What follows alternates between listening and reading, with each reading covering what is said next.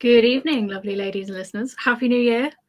We're back, and we've all got our cameras on. And as Poe pointed out, we're all wearing some form of shade of black, which was not planned, but Witches coven vibes. Yeah, absolutely. We're bringing it back. Bring back the the witch burning. Where do I begin? I mean, Wamen Hour's back, which is fab. I keep having people message me and hound me because we've not had Wamen Hour for a while. So fingers crossed, we can get it going again. I might be a bit slow because I just said behind the scenes that StreamYard's done an update and I now cannot find anything. So still getting used to it. So today's topic, traditional living in a modern world. Now, I decided to do, well, I say I decided, we all decided to do this topic because I feel like we all have an aspect of traditional living that we do in our daily lives, whether it's how we cook or what we wear or certain things we do in day-to-day aspects that we would say is a traditional way of life. And I kind of want to discuss what it means to be traditional. What is traditional living? Is it possible to be traditional and actually live in a traditional way in a modern world? So we'll jump into that shortly. But first, congratulations are in order for a certain Poe. We're jumping back into a bump date, which I am super happy about. Classic edition. Yeah, well, a lot of people on Twitter have known already that we're expecting our third child, which is very exciting. Probably not quite as exciting as the first one, or indeed the second one. But I feel like the three is like the what separates the men from the boys in terms of the these days, like three is above and beyond what people expect a normal modern couple to have. But yeah, very quick update. We're I think 4 months along soon. And I've been feeling really rotten, but a lot better. Like these since Christmas, actually, feeling a lot better. So that's what you're getting. I think the baby is like this big at the moment. Very specific, the size of your head. Just wanted to give it a scale. Like I didn't want my hands to look enormous. So yeah, it's like 8 centimeters long. I promised it would only be 30 seconds for the update, so I hope I've. I feel like that was probably less than 30 seconds, to be fair, Poe. I mean, what do you want to know? There's nothing else. We don't know whether it's. Yeah, I mean, so far we're all just waiting. That's it. We're all waiting. But loads of people watched my video about our little 1-bedroom flat that we lived in for the first 7 years of the marriage, where we raised our first two children. We expected to have our third child here when we knew that we were moving was when we became serious about having a third child, really. So we've moved house. That's why I'm not under the stairs today. But I hope next time that you'll see me, it'll be somewhere a bit less wobbly. I'll be at a proper desk next time. So watch this space, literally, because I won't be here next time. This is like a super rare background. It's like we're collecting cards on Poe's backgrounds. This is a super rare collection. You'll never to be seen here again. It's like the here in Heathrow Airport where I filmed one video. Yeah. Well, that's a fantastic start to the stream, I think, and fantastic start to the year as far as I'm concerned. So should we jump straight in? I'm just going to jump into the question of what is traditional living.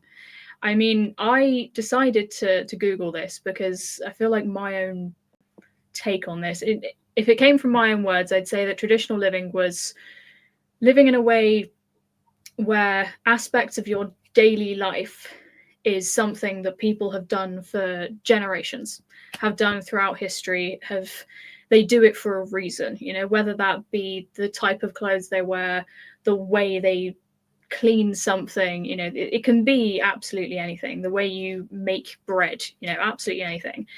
But it's something that has been passed down from generation to generation. And it's a way of living. It's not a stereotype. It's not an aesthetic. It is a way of life. It's not something that, it's not what I would call, we did a video a while back on trad wives and how it's very much become an aesthetic now and very much become an advertisement in a way. And I do not think that trad wives and traditional living are the same thing at all. I think they are completely different. Poe's smirking, so I'm getting ready for the backlash. No, I think it's funny that it's got trad wife comes from the word traditional, so it's sort of a complete misnomer. Yeah, absolutely. But yeah, I think that trad wives is, as we mentioned in the previous stream we did, that trad wives is very much an act. It's very put on, whereas traditional living is what you do day to day. It's not, oh, I'm doing it because I want followers. No, that's just how I live. That's my house. That's how I live. There's a complete difference. The very act of sharing it on social media is a very non-trad thing to do. I mean, us having a live stream arguably is not very trad. It's not very traditional. True. So I guess if we're talking about being traditional, none of us can really take on that moniker because we're not fully Amish, It's like, there's something to be said for using modern conveniences and using a bread maker instead of Java. But using social media to make friends and to advertise your own life and to kind of create this persona for yourself is definitely not trad. And that doesn't mean it's necessarily bad, but I think it is very at odds with one's identity if you're identifying yourself as being a traditional lady. Yeah, you could be traditional ladies without making friends in the traditional way, but still the other things in our lives that we are not advertising on the internet can be perfectly traditional as well. Although I feel like the more you do advertise what you do on the internet, the more you undermine the traditional label to it. But yeah, I mean, using the word advertising, I think that has to be used carefully in a way. I mean, a lot of people know what I post on Twitter. It is usually about what I've done during the day or gardening or, something to do with the way that I live. It's my day-to-day life. I wouldn't say I was advertising it, more showing what I've done that day, which a lot of people find interesting. I don't always understand why, but I think that's where we get the crossover of traditional living in a modern world. Because usually it was, oh, I'm going to share what I grew today with my neighbor, whereas now I share it with you guys. I share it with friends. I share it with people on the internet. Right, but how you do it is quite different. And I think we touched upon this when we talked about low maintenance girls have high maintenance hobbies, that you are showing what you do. You are not showing you doing it. Right. Mm-hmm. And I think that's very different. You're showing the product of your creativity and not making it about you. It's that's very, very different and very refreshing. So I think that's an important distinction to make as well, as you're not advertising yourself. You're advertising your work. Yeah, really, absolutely. Yeah. Go on, Peg. That was my phone. No, I agree. I think the putting yourself in it is very much it's an important element that changes what it is, really. Although I wouldn't completely discount that as you absolutely can't post. It's like if I'm posting an outfit, not that I do this, but if you're a fashion girly, if you love traditional fashion, it obviously looks better to have it on you and to show oh, I've got my traditional hairstyle and my traditional accessories that go with it, instead of just showing it on a bed. I guess I wouldn't make it a hard and fast rule, but I think that's definitely an interesting way to think about it. Yeah, and as you've both pointed out, it is very much not about showing yourself off, but showing off, as you put it, Turtle, showing your work. And I do feel like a traditional way of living, it can be work. It's not all beds and roses. It is, as I've mentioned 100 times before on here, our main source of heating is 2 open fires, so there's a hell of a lot of dusting to do.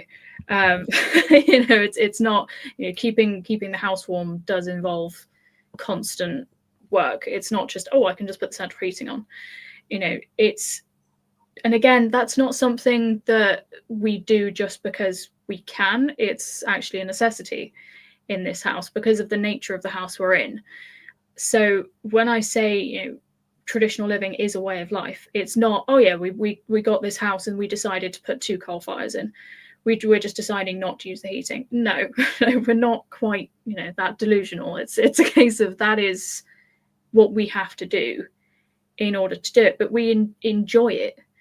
And I think that's another big part of it, is traditional living is, because it's a way of life and the way you live, you have to enjoy it and not treat it as a job, and not treat it as you are advertising to show people how you live. You have to enjoy the way you live in order for it to be your lifestyle, if that makes sense. Would you say you enjoy it? Would you be able to enjoy it if you cannot choose? I mean, like, I suppose you could buy an electric heater if you really needed, right? So there's perhaps some aspects of traditional living that people simply did not enjoy and had to change and had to modernize, right? Whereas there are other aspects of traditional living that I think are very wholesome, and they slow you down, thankfully, in this world. So I'm wondering, do you think you enjoy it because you were able to choose it?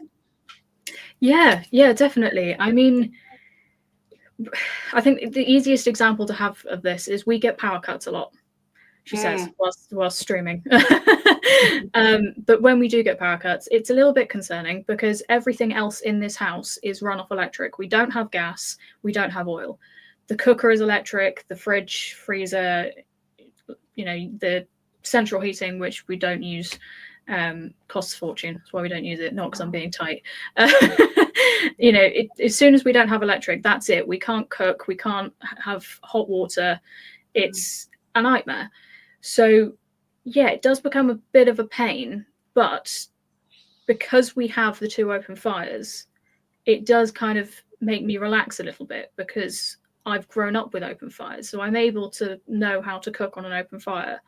I know I've got a backup, if that makes sense. So it's kind of works the other way around in terms of, as you're saying, because I know I can have an electric heater if I need one. Yeah, absolutely fine. I've got a dehumidifier going in the background, So yeah, if I didn't have that, it would be difficult and I wouldn't enjoy it. So that's, again, is another crossover with the traditional living in a modern world, is I'm able to do it because I have those modern backups.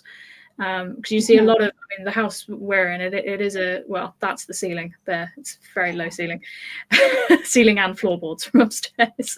It is an old house, but we've had to have modern things done to it in order to make sure that it stays dry, it stays warm. If we didn't have that choice, it wouldn't be enjoyable. We'd have so many issues. We still do have issues, but that's what you get from living in an old house. But yeah, no, I do agree with you. If I didn't have the modern alternative or the modern backup, as it were, then yeah, I probably wouldn't enjoy it. However, saying that, I feel like if there wasn't an alternative, then I don't know, I'd probably just get on with it, because that's that's just the way of life. You wouldn't have that backup. You kind of just get on with it because you have to. Yeah. I think it's interesting that you highlight that there are some, like I said before, like some modern conveniences that it would just be daft to not use. It would be silly to try and operate in the modern world without the internet. You wouldn't be able to receive emails or pay your bills, even, for a lot of things. You won't be able to apply for jobs, or it's possible. Old people still do it, but to sort of function in the economy, having a computer, having internet access, and having emails is still very much an important part of life. Even though the internet as a whole has a lot of bad things that we have to be careful of. But keeping your house dry, like stopping your house from getting damp issues or like building issues, just like a no-brainer. Like there's some things that are just like we learned how to do things better. We've got industrialized technology that means we can do these things to keep our houses operating better, to keep our lives operating better. And it's knowing sort of where to adopt these things and where to kind of slow down and choose not to, I guess. We got a real Christmas tree this year, for the first time. I'm ashamed to say we've never had a real pine tree in our house before. And I was sweeping up needles like multiple times a day. It was absolutely insane. And I felt like when you're talking about like sweeping out your fireplace, I was thinking like, gosh, this is just reality for most people. It's just like, getting on your hands and knees and just sweeping up like many, many times a day, like trying to keep it clean, or just like looking over and seeing that a quarter of the room is full of pine needles. Yeah, so I don't know what we'll do next year. Probably another real tree. It's only a couple of weeks a year, so I'll probably you can get various forms of real trees, Poe. Just put it out there that don't all drop their needles. I'll research next year. And water it. People always forget to water their real trees. Yeah, we watered it. Yeah. We watered it, and the pine needles fell off into the as we were watering it. It was brilliant. Yeah, brilliant. Moving on, like leading on from what you just said in terms of the home, we've kind of gone into the house department here.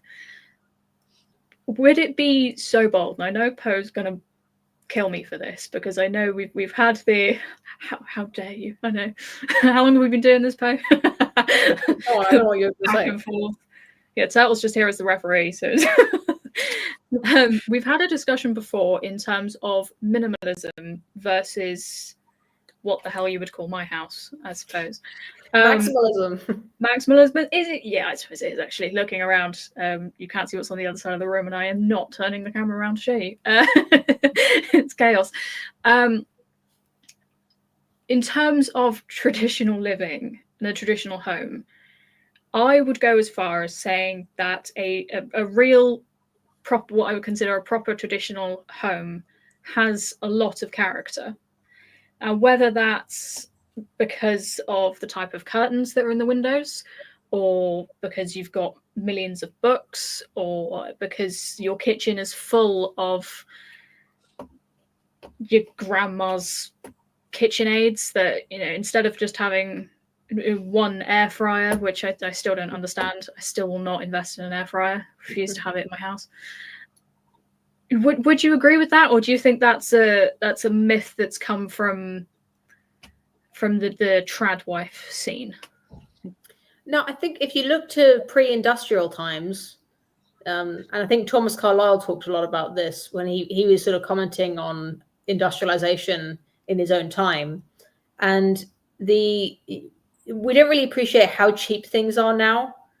And we get a lot of things, and we still have that very human impulse to hold on to things because we sort of have this instinct that these things are valuable and expensive, even if they didn't cost very much and you're not really using them. But I think what you would see in a lot of people's homes prior to industrialization is that they would have things that were like patched up and mended, things that were very old, things that were, if they were sort of china or porcelain, if they were doodads, it would be like you'd only get like 6 doodads in your whole life. It wouldn't be something that you could just pick up at any charity shop for 50p. It would be like, oh, you've got this little porcelain dog. It's like, whoa, my grandma had that. It's like, this is the only porcelain dog I've seen ever. That's an exaggeration, but these things really would have been very precious, and they would add character to the home. People wouldn't have redecorated their home as often. It would just be like, this stuff that's on the walls, that's on the floor and on the windows, this stuff has been here for like since the last owners lived here, and probably before that. It would be I imagine this is how the sort of economy worked. And yeah, I think it would collect a lot of character over time, and every time it was burnt or torn, it would just be mended, and then you have a little mend in it that would I've seen all these I'm sure you've seen them too, like little embroidery videos where it shows how you can mend a hole in your jumper or your jeans by sewing a little pattern over it instead of just sewing up with like boring stitches. You can sew a star into it or a heart, and I'm sure there were lots of little tricks like that people used to employ a lot, or use like a patch of like a small amount of pretty fabric to patch up something. You'd have a little design in a few places. That's how I imagine it, and I don't deny that those things look very nice. I think my only objection is that I myself don't want to be in charge of cleaning, dusting, and managing, or even really looking at all of those things. If it's in someone else's house, I appreciate it, but I don't want it in my house. I want my white wall and my wooden, like characterless furniture. Yeah, I think part of that as well is obviously, if we think back again, we covered, I think it was on the last stream we did actually, just before Christmas, buying secondhand and getting things to last for years and years and years. And obviously, if we go back in time, things were more expensive. They were more difficult to get hold of. So you kept that item going for as long as humanly possible. Now, counterside to what you just said, Bo, in terms of things being cheap now, yes, things are mass produced and you can get things cheaply, but they do not last, as we know. Yeah. So, going back to our previous discussion of buying things secondhand or spending a bit of extra money on something that will last and that you are willing to repair or, resell that pair of boots that you spent a bit more money on, etc. Is that not classed as traditional living? Is that something that we've done that we may have just forgotten about, but some people are now starting to bring back, perhaps because things are getting a bit more expensive? Yeah, definitely. I still think it's not a cheap way of doing it. I think it's a good way to live, sort of fixing what you have and buying good quality items. But I don't think it's necessarily cheaper, because if you've got to employ labor from your own country or your own labor, even, a lot of people would think, well, that's just free. But actually, if you spent your whole life doing it, you wouldn't be able to have a job. There's an opportunity cost there. That's an exaggeration, but my point is that it's we have such a disparity in the world economies that it is still cheaper to get a Vietnamese person to sew you a new jumper than it would be for you to, I don't know, get a jumper tailored by someone in England, unless they are like a third-class citizen that's like illegally living in your country, which is how we get. This is a side note, but things like taxi, Uber and taxis and food delivery services in many major cities in England and in the US as well. They're only able to have those services cheap because there's lots of immigrants living in the country who need to have gig work. So my point is that to pay a cobbler, say, what it's worth to get your shoes fixed probably would still be cheaper. It would still probably be more expensive than to get them made by a Vietnamese 8-year-old. Buying another one in a shop. It's still very much worth doing. But I agree with you. It is very traditional to make your things last. Yeah, I mean, I agree and disagree. Only because it would, for me, I've kind of got the do-it-yourself attitude. Or if you know somebody who knits or can sew, or even somebody who can repair shoes, that is, to me, is still the cheaper option than spending loads of money on, you buy a pair of shoes for £15 every 3 months because they wear through in an instant. You spend £60 on a pair of shoes and they last you for 3 years. It's going to work out cheaper in the long run, and the cobbler's only going to cost you a tenner. So the way I kind of see it in those terms, I completely get where you're coming from now, especially in today's economy where it is cheaper to employ labor from elsewhere, should we say. But in terms of that, if you do have the time and you do have the skill, I mean, even if you don't have the skill, you can teach yourself. Being able to tailor your own clothes, for instance, is a skill that I learned very young. I was quite lucky to learn that. But it's something that I'm so glad I learned. I can buy a jumper from a charity shop for £2 and be able to get it to fit me. And it will last and last and last because it will be a jumper that somebody else knitted or somebody else made. So ways, sort of looking in those terms, I think can work. And it is a very traditional way of looking at the way of life, especially if you are short of money. And again, going back in time, a lot of housewives in particular, if we're going to lean on women here, they were able to do these things. They did have those skills to be able to make things what make and mend, quite literally. No, I think, yeah, I agree completely. If you can do it yourself, then acquiring that skill will, I think, give you an appreciation for the craft, and it enhances yourself, and it's good for the soul in short. So yeah, we're in agreement there. I guess our only disagreement was about the precise economics of it. Not knowing and not actually using a cobbler before, I wasn't aware that it could cost as little as a tenner. So you got me there. I tend to only buy things that strike me personally or emotionally.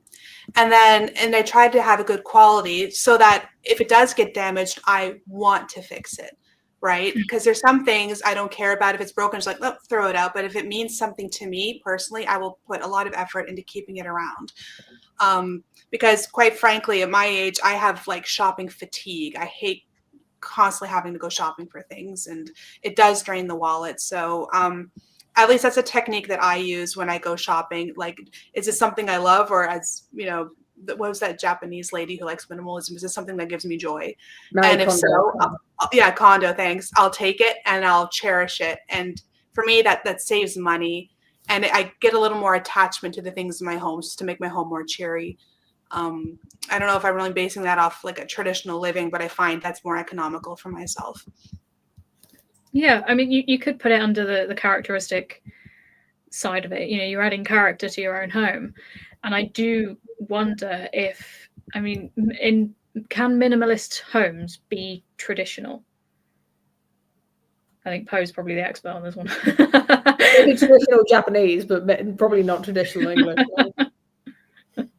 Yeah, I mean, yeah, if we're talking about decor, then no, I guess the decor isn't traditional. But I thought the whole point in this stream is that there's many facets of traditionalism, and a lot of them aren't what you might call superficial, or maybe that makes it sound like I don't think decor is important, but it's not that things that aren't obviously apparent, where someone could look at my clothes and think that they just look like normal modern office worker clothes, not appreciating that I've selected them based on trying to use natural fibers and trying to make them last, and not getting anything that's too trendy, getting sort of classic items that are not going to go out of style, and that kind of thing. But yeah, I mean, there's lots of other ways to be traditional. In your religious practices, your manner of speech, deportment, manners, style of living, who you live with. These are all very important aspects of sort of traditional living that are, I guess, perhaps underappreciated in the modern world. We're doing multi-generational or intergenerational living right now this year. So Dave and I have our son, we have ourselves, and we have our parents, my parents specifically, all in one house. And I think that's how we're doing our traditional bit this year. And I can go into depth about that, about the pros and cons of that sort of living. But it would drive me crazy. So I want to hear, like, how are you how are you handling it? Well, the pros are they do help with childcare a lot. They do cook half the meals, which is nice. So that's less work. A lot of our duties are shared. Like I would run errands for them. They'd run errands for us. So that kind of work is a lot lighter. But we are dealing with a couple who have mannerisms and behaviors that are extremely difficult for David and I to understand. And because of that clash, they will drive me crazy. They have driven me crazy. They have driven David crazy, but that's the payoff. Dealing with things you don't fully understand and having to work around it versus, less work with childcare, less work with cooking, that sort of thing. That's what it boils down to. Yeah, I think do you appreciate your ancestors who lived this way a bit more? Do you understand their way of thinking, or do you think it's still well, still a sort of modern way that you're doing it? I think it has actually really tightened the family unit, because even though we're different, we are making an effort to cooperate to make things lighter. So I can see why this could be very beneficial. And there's less anxiety in the home because we know there's always someone there if we need something or if we need help or if there's an emergency. So that I see and that I really appreciate. Then again, Dave and I are adults and we do like our own space. And we will be getting our own space within the year.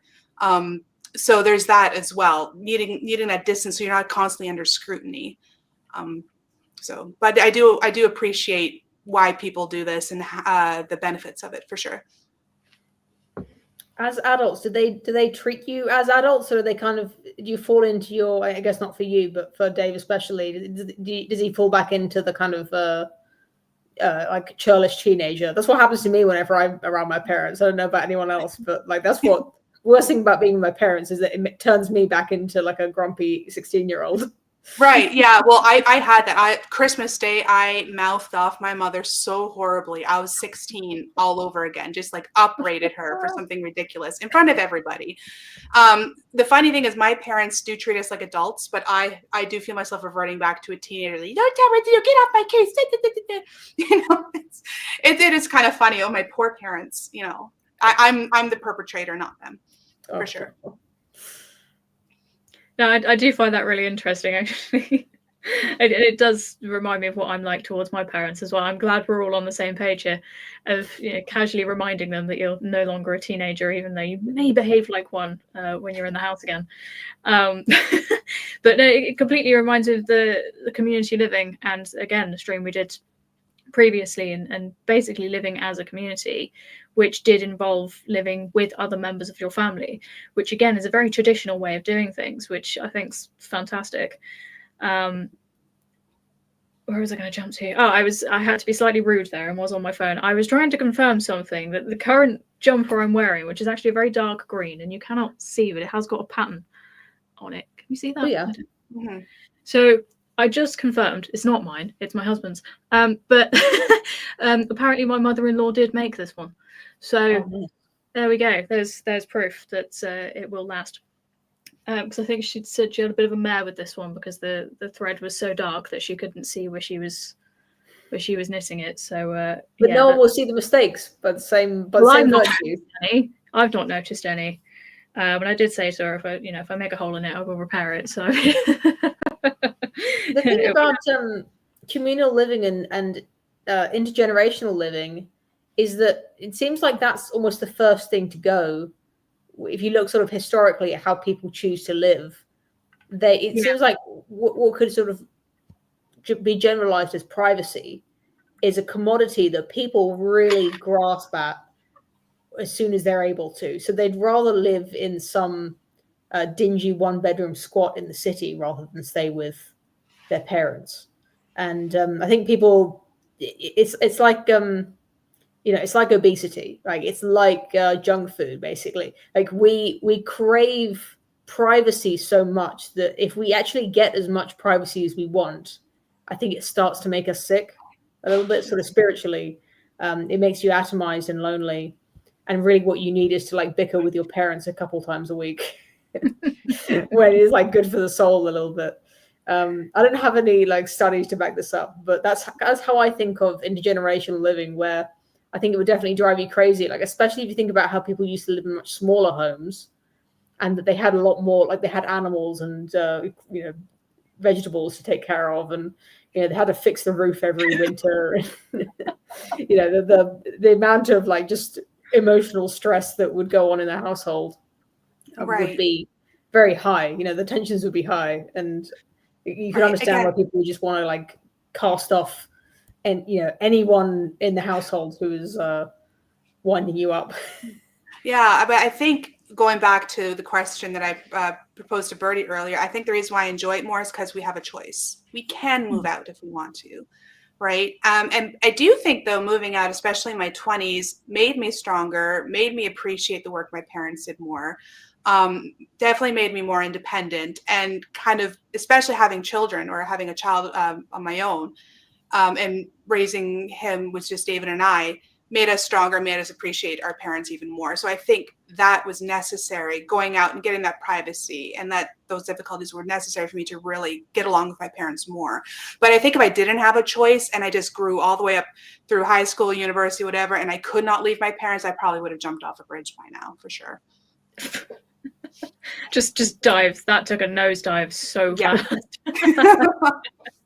I think on the topic of that, I think the education system has had a lot to do with that as well, in terms of well, I was like you. I moved out very early 20s, and I couldn't wait. You know, I needed my privacy. There were 6 of us in my parents' house at one point. It was a very, very busy house. It was chaos, and I needed my privacy. I had to move out, so I did. But my sister did the opposite. She went to uni, and you know she didn't have uni accommodation at the time, so she didn't have the same sort of level of privacy as I did. Now I love my privacy now. Don't get me wrong. I do like being at home, but it does make me climb the walls slightly. So, you know, as Poe was saying, if you live in a smaller house like I do, but because there's always things to do, because of the way that I live, because I live in a traditional way to a certain extent. You know, I'm not saying I'm full traditional. Clearly I'm not, as I wouldn't be here. There is always things to do. You know, there's always a job to be done, either within the house or outside of the house, or within the community. There is something to do that keeps me busy.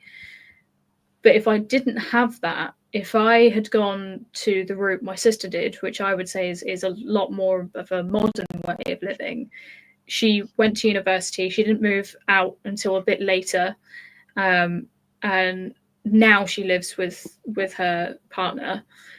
But she went down that road, and it took a hell of a lot longer for her to get there.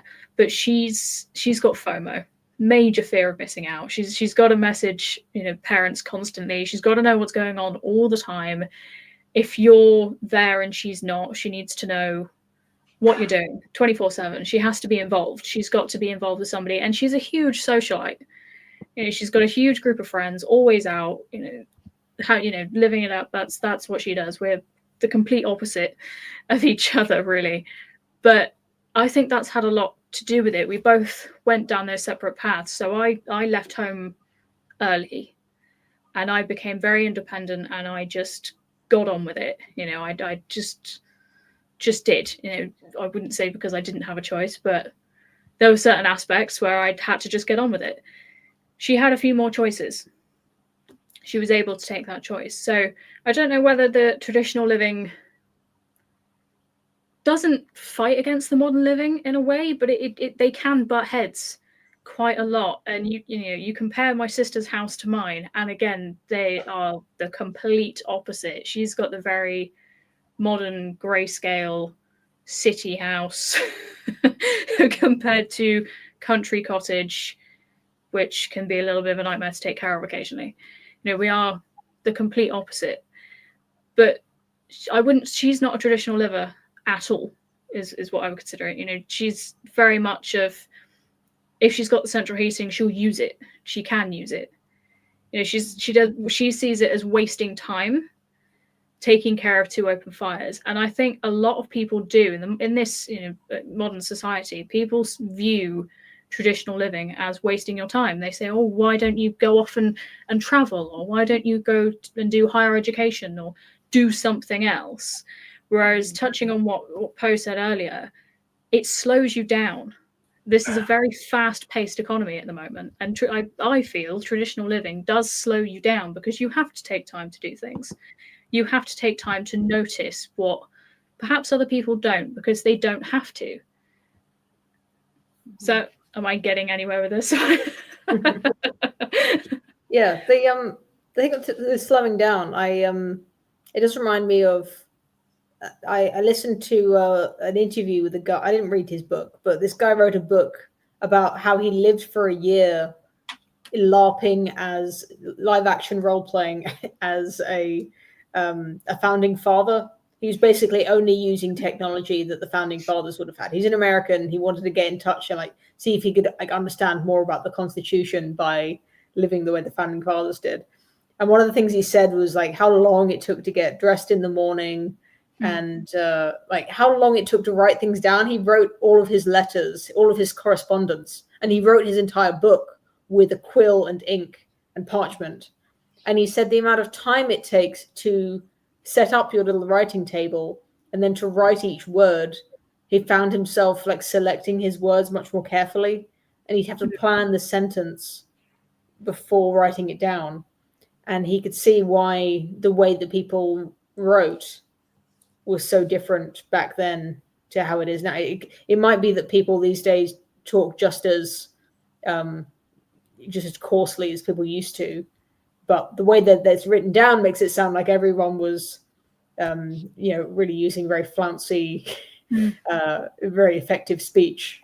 They're all great writers when really they were just writing things down very slowly. And you should also mention that only the most intelligent people could write, that they were actually educated to write. So I thought that was interesting. Like the speed of life is definitely one traditional aspect that is perhaps we don't appreciate enough when everything is so convenient.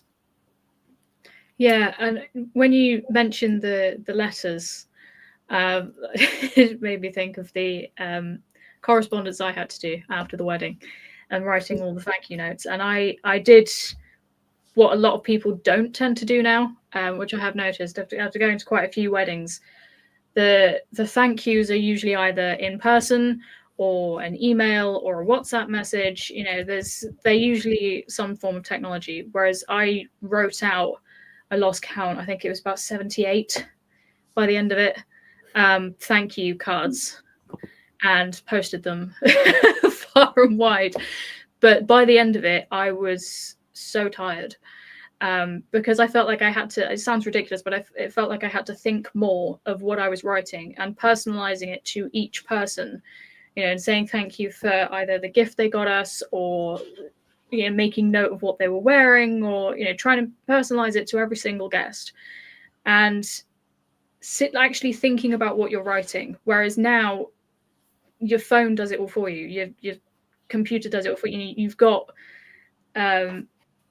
like text, the amount of text talk I get. My mum does it, and it really annoys me. Every now and then she'll shorten a word when she's texting me. I still to this day do not do text talk. I will write it out fully, and I don't know whether that's a generational thing or because I always wrote things. I've always preferred doing it now. I'm taking notes in a notebook with a pen. I can't take notes on a laptop. I've always done it with pen and paper.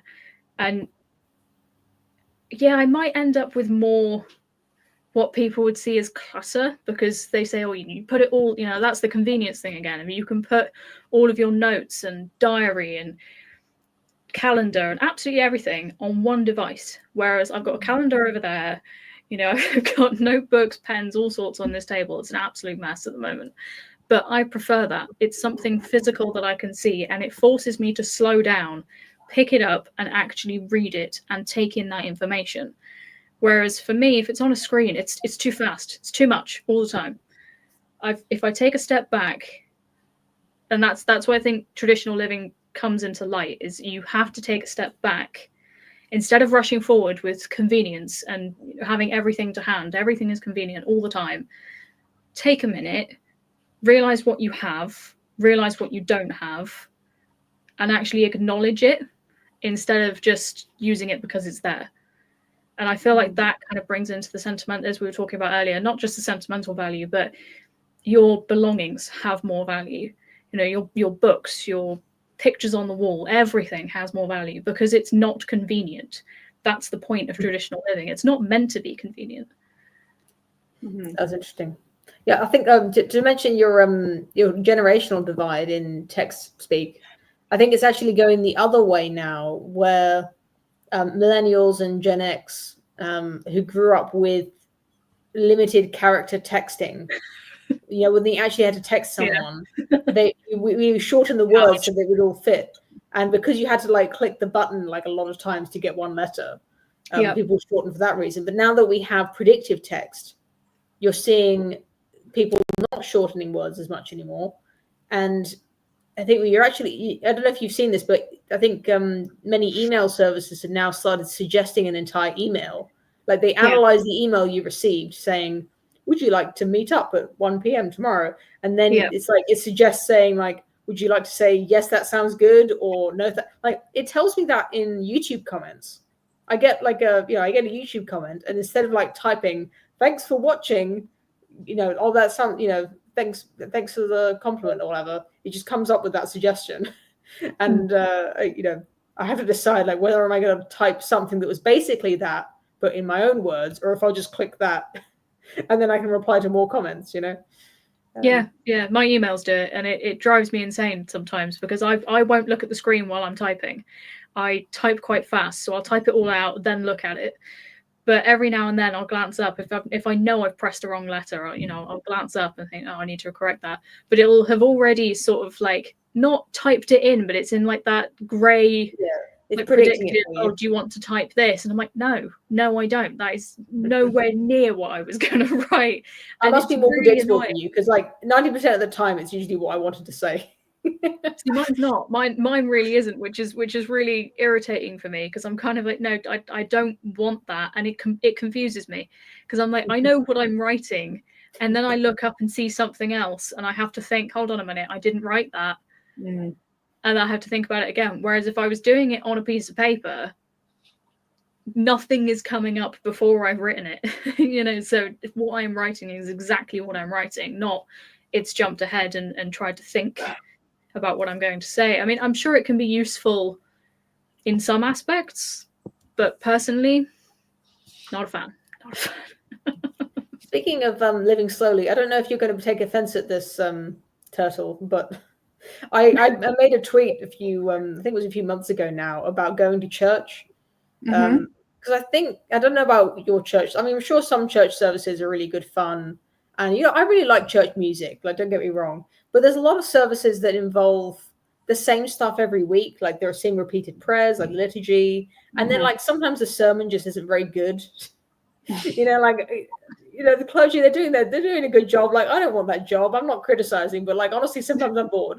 And like, often it's like a 1 hour service. And really there's like quite a lot of it is not that interesting. Right. Which sounds really bad. It's like, I want to hear the Bible readings and the songs. But anyway, I think I wrote this tweet saying that if you don't like going to church, you can think of it as your dopamine detox for the week. Like it's like the time in the week where you can't look at your phone for an hour and you have to do something that's kind of boring. Yeah. No radio, no podcast. Like you can't have the TV on in the background. Like you've just got to sit there and wait, because like basically that's the only time in the week where I don't have access to entertainment like within 5 seconds of getting bored. It's like that and like my company briefing at work or whatever. A necessary evil almost. Trust me, I'm not offended, because I experience that most of the times I go to church bored out of my tree, and I have to, for sake of appearances and discipline, I can't look at my phone. I can't, flip through the bulletin. And also when you have kids with you, like most of my attention is on the kid behaving, right? Rather than the church, which it also makes going to church very difficult. But the good thing is that because I don't have my phone with me and I can't stare at it and I'm not being distracted, it's like, it's time to pray. So then I turn everything into a prayer, right? Even the stuff that we sing every week, it's like doing the dishes every day. It's necessary, it's fruitful, and turn it into something like an act of love.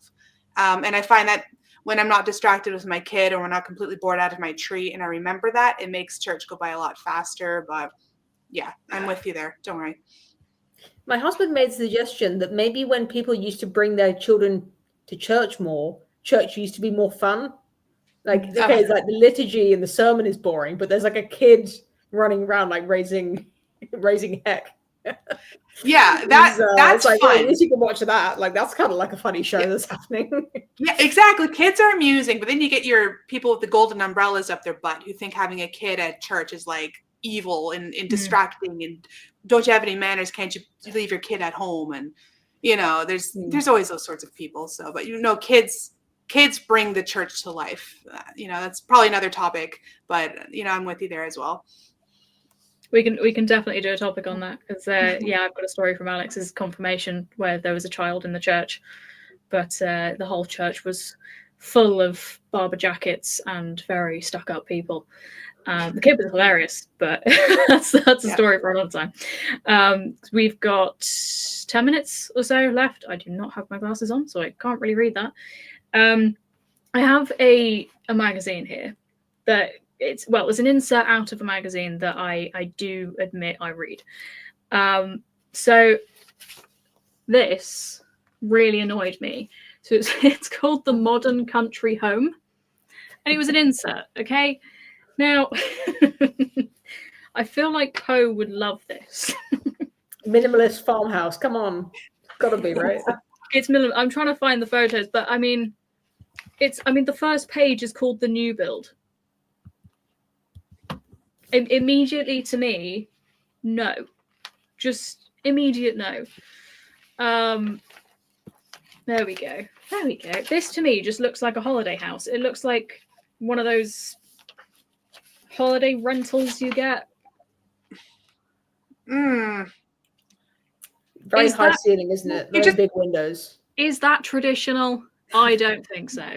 You're just bringing the city back to the country. What are you talking about? The beams are exposed. No, they're fake beams, Poe. They're fake beams. Right. These are real ones. I've seen a lot of like decor DIY videos where people are putting up like wooden, like cornicing, like wooden banding to make it look like there's a kind of panel there.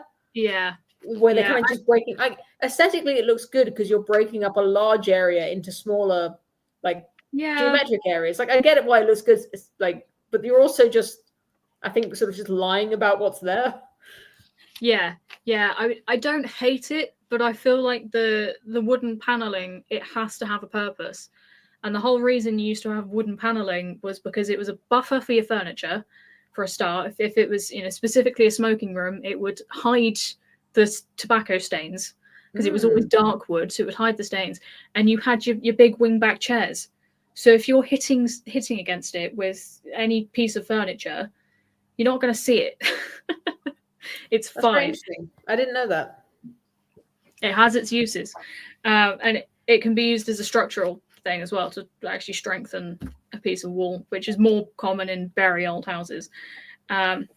This image I found interesting. Okay, well, two images.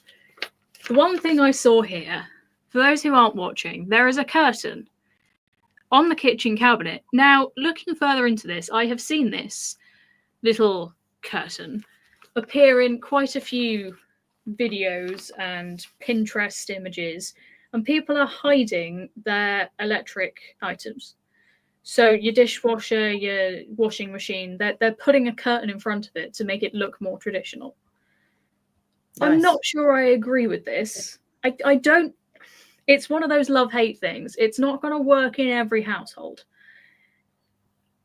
Is there I'm sure that old 50s and 40s kitchens, I can imagine that they did have a kind of slightly dirty, like a checked or a plaid curtain. I'm trying to imagine what was behind those things. Like they kept the potatoes behind it or something. Yeah, so the whole point of those curtains was to hide the messy things like your bin or your root vegetables. It was to hide the dirty things, so you could actually take the curtain off, wash it, replace it with another one. It was to keep those dirty items. Because if it was a door would have been harder to clean. Yeah. So you've got your bin. If you're walking into your kitchen is your social space, right? It's where you host your guests. It's where you make cocktails for your guests, especially in the 50s. It's very much about hosting. So you don't want to see the day-to-day items, such as your grossy old bin. It might be pristinely clean, but you don't want your guests seeing that, right? You don't want them knowing that you throw things away. No. So you put a curtain in front of it. The other thing, we've got the curtains again on bunk beds. Dangerous. Let's not do that. The other one, which I found rather amusing, was this little picture here. Now that is a bed cubby. Now they used to exist in the Edwardian Victorian times and sometimes before that, because it was basically the only space that was warm. Your bed was built into a cupboard. So one, you couldn't see it, it made use of the space, and it was very more common in smaller rooms and smaller houses. So you could essentially close the bed away, keep it tidy, and like that one, you had storage, etc. underneath it. It kept it clean because you were walking in and out, you had stone flooring, keeping the bed clean, dry, but it would keep you warmer at night. You close up the cupboards, you essentially shut yourself in. Why are we bringing this back? Why are we? we've just mentioned the housing prices. Housing prices have shot up through the roof. We live in cupboards now. But I mean, video, right? We mentioned the traditional living, but with modern aspects, right? You've got your central heating, you've got your dehumidifiers, and why do we need a bed in a cupboard? I don't understand why we're going back to. I think that's going too far into the traditional living of doing things that back then people had to in order to survive, keep warm, earn money, etc. We don't have to do that now. I mean, they've turned it into an aesthetic. They've turned it into an aesthetic. Yeah, exactly. I don't understand. I'm just laughing at these now because I'm flicking through this really irritating. Something that I was trying to bring up in that video about our flat where we lived with we slept with our children in our room, and a lot of people, like in our real life, and also people who watched that video, they really thought that it was kind of cruel to the children, or just like a very weird choice that we would live that way, or they kind of just assumed that we must be very poor, like we had to live that way. But actually, like, children under the age of like 5, they really want to be with their parents anyway. Yeah. So you end up like not having any privacy, whether they have their own room or not.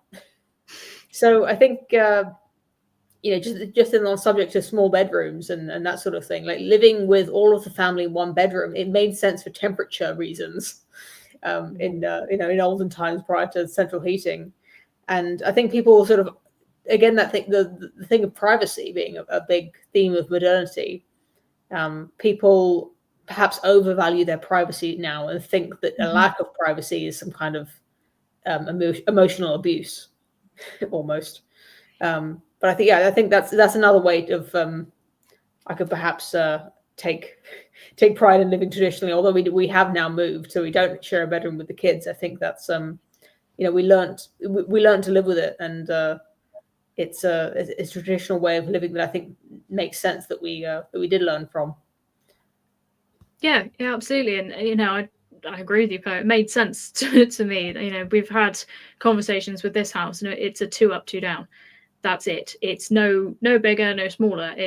We have 2 bedrooms, and the amount of people who have said to me, who've stayed in the spare room, like, oh, but what happens with the kids? And I'm like, well, we changed one of the rooms. And like, oh, but what about guests? I'm like, what about guests? That was my first opinion. Was okay. What about guests? The family comes first. The family takes up the space, as far as I'm concerned. That's just how it is. And traditional living, that's what you did. And what I don't understand now is, again, especially with this magazine as well, is they're trying to bring modern elements to traditional values. So when it comes to, especially where we are in the village we're in, a lot of the old cottages have been bought up. They're either Airbnbs or they're holiday homes. Drive this insane. But you can tell which ones they are because they are pristine. And I mean pristine. They've got a private gardener. They've got everything is freshly painted every 6 months, and none of them have net curtains. So you walk past and you can see the interior, and it's exposed brick, but it's so clean, and hardwood floors and all this. Whereas I know for a fact that those hardwood floors are fake. And they're not the original. They've cost a fortune. They've got underfloor heating, and they've added all these modern elements, but tried to keep it traditional. But for a fact that it's not, because you look at it and you think, well, you've put our neighbour, for instance, she's got one of the old thatch buildings, and she's got this huge Rayburn, and I mean huge. She lives on her own. I don't know why she needs 6 hobs, but it's gas powered. Now, anybody who's owned a Rayburn knows that they are wood or coal powered. Gas powered Rayburns to me just seem wrong. It doesn't make sense. We had a Rayburn in my house growing up. My friend had one in their farmhouse, which they also used for the central heating, so it was all connected. No, hers is just sort of, it's an aesthetic thing. It really is an aesthetic thing. She's got a boiler, and I can't remember the name of them, but it's one of the ones that it's got like a big fan in it, and it has to have an exhaust. I don't know why. You can hear it. When she's running hot water, you can hear it from outside. That is not a traditional house. Why she made those decisions, I don't know. There has to be a fine line between crossing traditional and modern living. If you're going to live a traditional way, or you want a traditional thing, please do not use it as an aesthetic, because it will ruin it for everybody else. Your neighbours included. That's what annoys me. It's kind of, it's the fine line between the real and the fake. You know, you're doing it for a picture. It's not functional. On that note, I thought I'd do a quick experiment on, if you let me share my screen. You don't really have to, because I can just read it out. I thought I'd do a quick experiment with Reddit to see what the best like trad wife or traditional content was. And what I've got here is, I just looked up trad wife to see what, like, if there was a trad wife subreddit that I could look at. And the thing is, if you look at the number of members in these communities, you can see that Trad Wife Training Camp, which I think is probably a genuine trad wife, like it's a Reddit for people who identify as trad wives and appreciate it. Only has 270 members, but TradFem Snark, people making fun of trad wives, has 13,000 members. We've also got Fundy Snark, Trad Wife Beauty, again, less than 300 members. Abby Shapiro, the not trad wife, but classic gang. Like she says, let's be classic. Instead of trad, she says classic, which I actually like as a branding. Anyway, Abby Shapiro's subreddit only has 1.8 thousand. Well, we've got trad wives here, actually. I didn't see this one. It's got 2,000. But yeah, I think the trend of trad wives is that people make fun of them more than they're actually people who appreciate them. So I try not to go too hard on them for that reason. You know, the people who use it as an aesthetic, when really I do appreciate their aesthetic, and I would I'd rather that be celebrated than Kim Kardashian's aesthetic or my pod person aesthetic. You know, this works for me, but I don't want other people to like emulate that. Like, I'm really glad that people are charmed by simple village life, even if it's annoying for people who genuinely do live that way, like you, Birdie. I try not to get too hard. I don't mind sharing it. I don't mind sharing it. I think that's the difference. If I may be annoyed to a certain extent because people push it too far, I think, and they don't kind of have any recognition for those who do actually live that way. You know, go down, just Google the depths of Cornwall, and you know, those of us who actually live here, and it's you'll soon find out it is not all beaches and sunflowers. It's a lot more interesting than that. But you know, I as you say, Po, I don't mind people following what I do. I don't mind people liking how I live. If they find comfort in that, you know, that's absolutely fine. You know, the amount of people who say that my posts are just wholesome because my Twitter is just full of gardening and steam engines and various forms of cooking. You know, I don't talk politics. I never really have. I don't follow it. I don't pay attention because to me it's depressing. It's boring. It is not my way of life. Yes, I have to pay an interest because it's, you know, today's economy. That's just how things are. I need to keep an eye on what the hell they're stealing from us now. But you know, my way of living, don't pay attention to it. It's as simple as that. Whereas my husband is the complete opposite. He will pay attention to it 24/7. So I mean, I feel like I don't. That's why we're here, really. We just don't pay attention. We let the husbands pay attention to the politics. Do any of you ladies have anything else to add before we wrap up for tonight? No? No? I am tentatively posting videos again. I mean that in that I've posted 2 videos in the past month. So yeah, watch this space. If you go to my channel, I'm sure you've got it by now if it's not in the description. But I am posting again after a hiatus. So yeah, wait around and something will happen. Fabulous. Turtle, anything from you? Nothing going on with me right now. I should be posting with Dave again soon on my channel playing Magic, but that's on the back burner right now. We've got other fish to fry, but still check out the channel nonetheless. Both of those channels are Magic stream below. I'm doing that as if I'm one of those fancy people who has a link pop up. It's not going to happen. The links are below. Poe, you need to point down because you're the one who's like, there you go. You're at the bottom. Yeah, there's a link below. If you do want to support us, people have still asked if they can send money to Wamen. I have less than 1,000 subscribers, but guys, I can't turn monetization on. So if you do, get people to subscribe to the channel so we can actually make some money. But if you do want to give us anything, which would be fantastic, my Ko-Fi link is below, which also helps me carry on my volunteer work within the community. So please do support. Otherwise, follow us on X, Twitter, whatever it's called. Thank you for joining us, and we'll see you on the next one. Bye. Thank you.